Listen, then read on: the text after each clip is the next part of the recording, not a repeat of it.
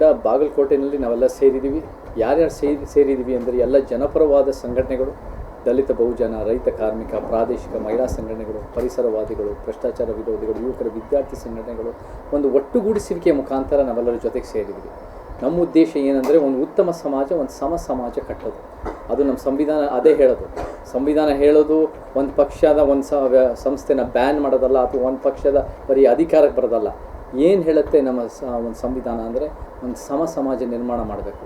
So ಆ ಸಮಾಜ ನಿರ್ಮಾಣ ಮಾಡೋಕ್ಕೋಸ್ಕರ ಚಳುವಳಿಯ ಭೂಮಿ ಬಾಗಲಕೋಟೆಗೆ ಬಂದು, ಬಾಗಲಕೋಟೆಯಲ್ಲಿ ಏನೇ ನಾವೆಲ್ಲ ಮತಕ್ಷೇತ್ರಗಳು ವಿಸಿಟ್ ಮಾಡ್ತಾಯಿದ್ವಿ. ಕಿತ್ತೂರು ಕರ್ನಾಟಕ, ಕಲ್ಯಾಣ ಕರ್ನಾಟಕ, ಮಧ್ಯ ಕರ್ನಾಟಕಕ್ಕೆ ಹೆಚ್ಚು ಆದ್ಯತೆ ಕೊಡೋದು ನಮ್ಮ ಉದ್ದೇಶ. ಸೊ ಇವತ್ತು ಬಾಗಲಕೋಟೆಯಲ್ಲಿ ನಮ್ಮೆಲ್ಲ ಯುವ ಮಿತ್ರರು, ಹೋರಾಟಗಾರರ ಜೊತೆಗೆ ಸೇರಿ ನಾವು ಹೆಂಗೆ ಕರ್ನಾಟಕಕ್ಕೆ ಒಂದು ಉತ್ತಮ ರೀತಿ ಯಾವ ದಿಕ್ಕಿನಲ್ಲಿ ಹೋಗ್ಬೋದು ಅಂತ ನಮ್ಮ ಉದ್ದೇಶ. ನಮಗೆ ಇವತ್ತಿನ ದಿನ ಎಲ್ಲ ಒಂದು ರಾಜಕೀಯ ಪಕ್ಷಗಳಲ್ಲಿ ಬೇಸತ್ತೋಗ್ಬಿಟ್ಟಿದ್ದಾರೆ ಜನ. ಈ ರಾಜಕೀಯ ಪಕ್ಷಗಳೆಲ್ಲ ಅವರ ವೈಯಕ್ತಿಕ ಲಾಭಕ್ಕೋಸ್ಕರ ಕೆಲಸ ಮಾಡ್ತಾ ಇದ್ದಾರೆ. ಅವರ ಒಂದು ಸಮಾಜನ ಅರ್ಥೈಸ್ಕೊಂಡಿಲ್ಲ. ಅಧಿಕಾರ ಮಾತ್ರ ಅವರ ಗುರಿ. ನಮ್ಮ ಗುರಿ ಒಂದು ಉತ್ತಮ ಸಮಾಜದ ಕಡೆ ನಮ್ಮ ಕೆಲಸ. ಬಾಬಾ ಸಾಹೇಬ್ರು ಹೇಳೋ ಥರ ನಾವು ನದಿನಲ್ಲಿ ಕೊಚ್ಕೊಂಡು ಹೋಗೋ ಮಣ್ಣಾಗಬಾರ್ದು, ನದಿಯ ದಿಕ್ಕು ಬದಲಾಯಿಸೋ ಬಂಡೆಗಳಾಗಬೇಕು. ಸೊ ಆ ಬಂಡೆಗಳ ಥರ ಇವತ್ತು ಬಾಗಲಕೋಟೆ ಯುವಕರು ಮತ್ತು ಎಲ್ಲ ಜನಪರ ಸಂಘಟನೆಗಳು ಕೆಲಸ ಮಾಡ್ತಾ ಇದ್ದಾರೆ. ಅವರಿಂದ ಒಂದು ಸಲಹೆ, ಅಭಿಪ್ರಾಯಗಳು ಮತ್ತು ಅವರ ಜೊತೆಗೆ ಸೇರಿಸಿ ನಾವು ಹೆಂಗೆ ಮುಂದೆ ಕಟ್ಬೋದು ಅನ್ನೋ ಒಂದು ಪ್ರಕ್ರಿಯೆಯಲ್ಲಿ ಇವತ್ತು ನಾವು ಬಂದಿದ್ದೀವಿ ಬಾಗಲಕೋಟೆ.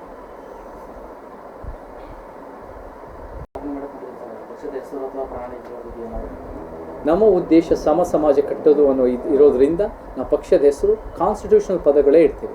ಸೊ ಆ ಕಾನ್ಸ್ಟಿಟ್ಯೂಷನಲ್ ಪದಗಳು ಎಲ್ಲ ರೀತಿ ಇಟ್ಟು ನಾವು ರಿಜಿಸ್ಟರ್ ಮಾಡೋ ಪ್ರಾಸೆಸ್ನಲ್ಲಿದ್ದೀವಿ. ಅದನ್ನು ಮುಂದುವರಿಸ್ತೀವಿ. ಪ್ರಣಾಳಿಕೆ ಅನ್ನೋದು ನಾವು ಇವಾಗಲೇ 10 ಪಾಯಿಂಟ್ ಎಜೆಂಡಾ: ಲಿಂಗ ಸಮಾನತೆ, ಜಾತಿಯ ಸಮಾನತೆ, ಆರ್ಥಿಕ ಸಮಾನತೆ, ಒಂದು ಸೆಕ್ಯುಲರಿಸಮ್, ಧರ್ಮನಿರಪೇಕ್ಷತೆ, ಪ್ರಾದೇಶಿಕತೆ ಮತ್ತು ಭಾಷೆ, ಸಾಂಸ್ಕೃತಿಕ ಸಮಾನತೆ, ಪರಿವರ್ತನ, ಪರಿಸರವಾದ, ಭ್ರಷ್ಟಾಚಾರ ವಿರೋಧಿ, ಅಭಿವ್ಯಕ್ತಿ ಸ್ವಾತಂತ್ರ್ಯ, ಮಾಧ್ಯಮದ ಸ್ವಾತಂತ್ರ್ಯ, ಹೋರಾಟದ ಸ್ವಾತಂತ್ರ್ಯ, ಶಿಕ್ಷಣ ಮತ್ತು ಆರೋಗ್ಯದ ಪರಿವರ್ತನೆ, ಮತ್ತು 15 ಪೊಲೀಸು ಮತ್ತು ಜೈಲು ಸುಧಾರಣೆ. ಮತ್ತು ಈ ಥರ ಕೆಲವು ಹೆಚ್ಚುವರಿಗಳು ಇರುತ್ತೆ.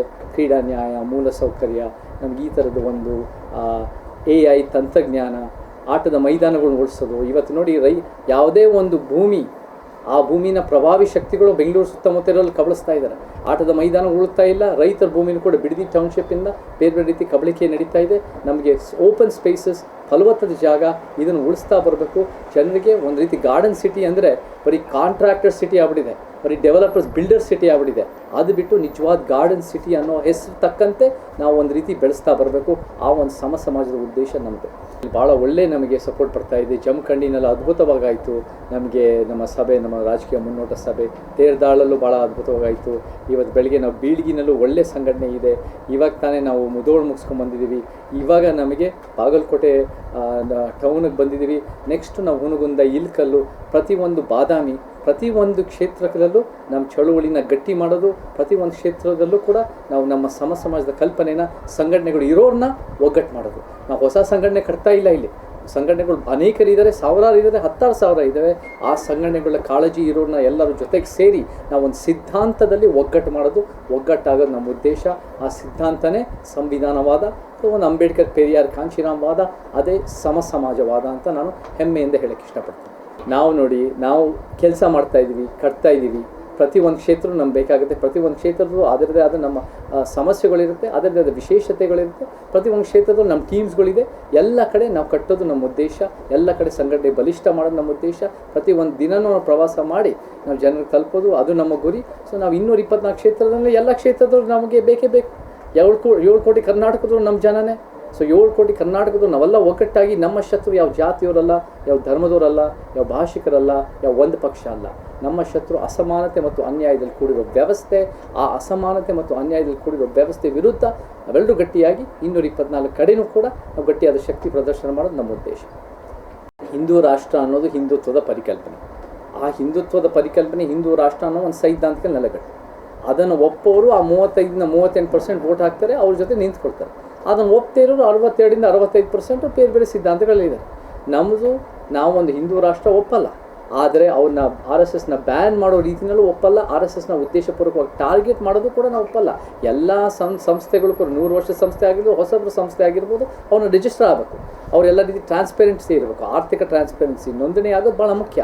ಬಟ್ ಅವರು ಒಂದೇ ಸಂಘಟನೆ ಎಲ್ಲ ರೀತಿ ಸಮಸ್ಯೆಗೆ ಕಾರಣ ಅನ್ನೋದು ಅದನ್ನು ನಾವು ನಂಬಲ್ಲ. ಎಲ್ಲ ರೀತಿ ಸಮಸ್ಯೆಗೆ ಮೂಲ ಇರೋದು ಕಾಂಗ್ರೆಸ್ ಪಕ್ಷ. 140 ವರ್ಷಗಳಿಂದ ಕಾಂಗ್ರೆಸ್ ಪಕ್ಷ ರೀತಿ ಇದೆ. ಆ ಕಾಂಗ್ರೆಸ್ ಪಕ್ಷದ ವೈಫಲ್ಯದಿಂದನೇ ಹಿಂದುತ್ವ ಬಲಪಂಥಿ ಆಯಿತು, ಕಮ್ಯುನಿಸ್ಟ್ ಎಡಪಂಥಿ ಆಯಿತು, ಸೋಷಲಿಸ್ಟು, ಬೇರೆ ಬೇರೆ ರೀತಿ ಜನತಾ ಪಕ್ಷಗಳು, ಮತ್ತು ನಮ್ಮ ಸತ್ಯಪಂಥ ಸಮಾನತವಾದ ಅಂಬೇಡ್ಕರ್, ಪೆರಿಯಾರ್, ಕಾಂಚೀರಾಮ ಕೂಡ ನಾವು ಯಾವಾಗಲೂ ಮೂಲತಃ ಒಂದು ರೀತಿ ಮನುವಾದ ಕಾಂಗ್ರೆಸ್ ಪಕ್ಷದ ವಿರುದ್ಧ ನಾವು ಗಟ್ಟಿಯಾಗಿ ಕಟ್ತಾ ಬಂದಿದ್ವಿ. ಸೊ ನಮಗೆ 3000 ಪಕ್ಷಗಳು ನಮ್ಗೆ ನ್ಯಾಯ ಒದಗಿಸಿಲ್ಲ. 3000 ಪಕ್ಷಗಳು ಅಸಮಾನತೆಯ ಪಕ್ಷಗಳು. ನಮಗೆ ಬೇಕಾಗಿರೋದು ಒಂದು ಸಮಾಜ. ನಾವು ಒಂದು ಪ್ರತ್ಯೇಕವಾದ ಗಟ್ಟಿಯಾದ ಶಕ್ತಿ, ಆ ದಿಕ್ಕಿನಲ್ಲಿ ಗಟ್ಟಿಯಾದ ಧ್ವನಿ ನಾವೆಲ್ಲರೂ ಜೊತೆಗೆ ಸೇರಿ ಕಟ್ಟೋದು ನಮ್ಮ ಉದ್ದೇಶ.